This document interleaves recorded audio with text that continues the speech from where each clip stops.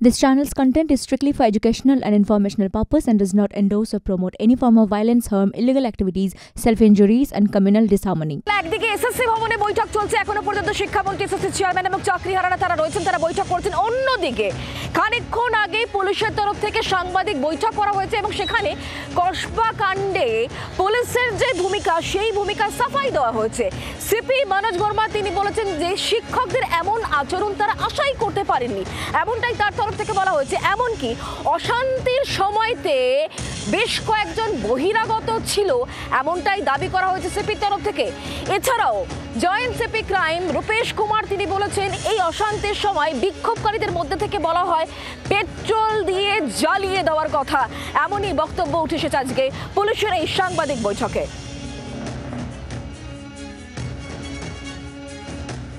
প্রথম জিনিস হচ্ছে that it was a teachers programme. What can you expect, মানে টিচাররা কী করবে? So because it is a teachers programme, the arrangement was made accordingly. Nobody expects that teacher ওখানে গিয়ে ভায়োলেন্স করবে, মারধার করবে। This is not expected. আমাদের কাছে যতটা ইনফরমেশন ছিল ইমিডিয়েটলি, মানে যখন আমি যে খবর পেয়েছি আমি সবাইকে অ্যালার্ট করলাম দ্যাট এইরকম একটা প্রোগ্রাম হতে পারে, সেটা তালা লাগানো নিয়েই ছিল। অ্যান্ড ইট ওয়াজ এক্সপেক্টেড, মানে যে প্রোগ্রাম ছিল that teachers will be there. এইবার টিচারের সঙ্গে বাইরের লোক এসছে, এটা তো আমরা ওখানে যখন পৌঁছেছে কিছু লোক, তখন আমরা কনফার্ম হয়েছি দ্যাট বাইরের লোকও আছে। And during investigation we are sure outsiders were present. আমরা সরাসরি কথা বলবো, রক্তিমা দাস এই মুহূর্তে আমাদের সঙ্গে রয়েছেন, আমাদের প্রতিনিধি সরাসরি এসএসসি ভবন থেকে। চাকরিহারারা যারা এই মুহূর্তে ইতিবাচক কিছুর জন্য আশা করছেন, তারা কি বলছেন পুলিশের এই বক্তব্যের পর? রক্তিমা, চাকরিহারারা তারা কি বলছেন? পুলিশের তরফ থেকে যে সাফাই দেওয়া হয়েছে, কি বলছেন তারা?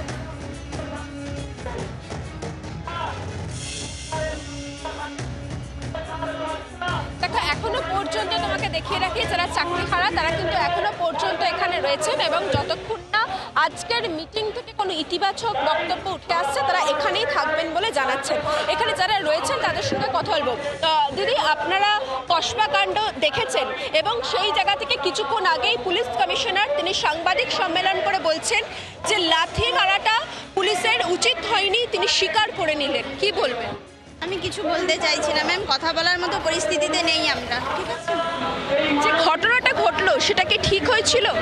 একদমই না, একদমই ঠিক হয়নি। সেটা প্রত্যেকটা মানুষ বলবে ঠিক হয়নি একদম। কমিশনার দুদিন পর পিসি করে বলছেন যে ঘটনাটা ঠিক হয়নি। পুলিশ কমিশনার বলছেন? আচ্ছা, তো স্বীকার করেছেন, ভালো কথা। এই ঘটনা অর্থাৎ শিক্ষকদের এই আক্রমণাত্মক আচরণ তারা আশা করতে পারেননি, এমনকি ঘটনার সময় বহিরাগতরা ছিল, এমনটাই দাবি করা হয়েছে সিপির তরফ থেকে। এই বিষয়ে নির্দিষ্ট করে চাকরিহারারা কি বলছেন?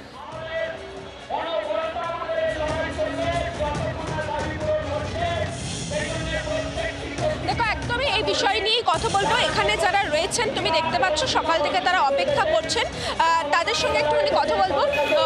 দাদা, একটা বিষয়, কিছুক্ষণ আগেই পুলিশ কমিশনার একটু কথা বলি দিদি। পুলিশ কমিশনার তিনি সাংবাদিক সম্মেলন করে, আচ্ছা এখানে অনেকেই রয়েছেন, তাদের সঙ্গে একটু কথা বলবি।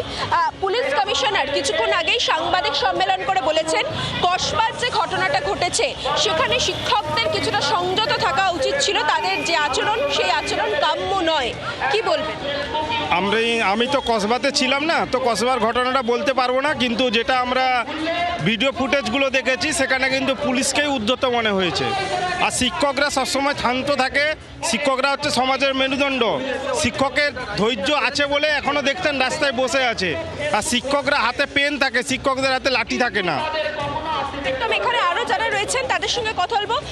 আপনারা এখানে বোঝাই যাচ্ছে, নজর রাখো, আমরা পরবর্তী সময়ে আরো শিক্ষক যারা চাকরিহারা তাদের বক্তব্য অবশ্যই শুনবো। তবে ইতিমধ্যে যেমন সিপির বক্তব্য আপনাদেরকে শুনেছি, তেমনি joint CP crime Rupesh Kumar তিনি বলছেন যে যখন অশান্তি হচ্ছিল সেই অশান্তির মধ্যে থেকে এমন আওয়াজও উঠেছে যেখানে বলা হচ্ছে পেট্রোল ঢেলে জ্বালিয়ে দেওয়ার কথা। ঠিক কি বলেছেন জয়েন্ট সিপি ক্রাইম? শোনাবো তার বক্তব্য।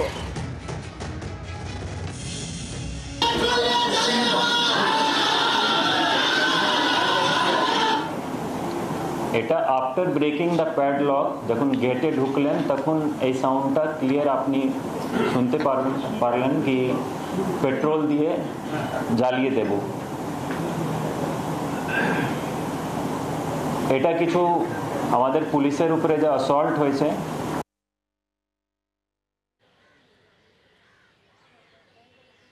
জয়নসিপি ক্রাইমের বক্তব্য শুনলেন। এবার শোনাবো তৃণমূলের তরফ থেকে তৃণমূল নেতা কুণাল ঘোষ, তিনি এই বিষয় নিয়ে ঠিক কি জানিয়েছেন, তার বক্তব্য শোনাবো।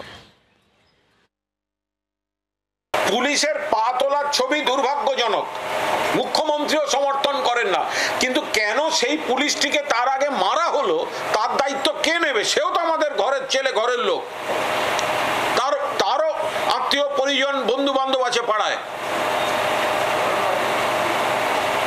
তাহলে সেই পুলিশ যাকে ওইভাবে মারা হলো সেই ভিডিওটা আপনারা দেখাচ্ছেন না কেন?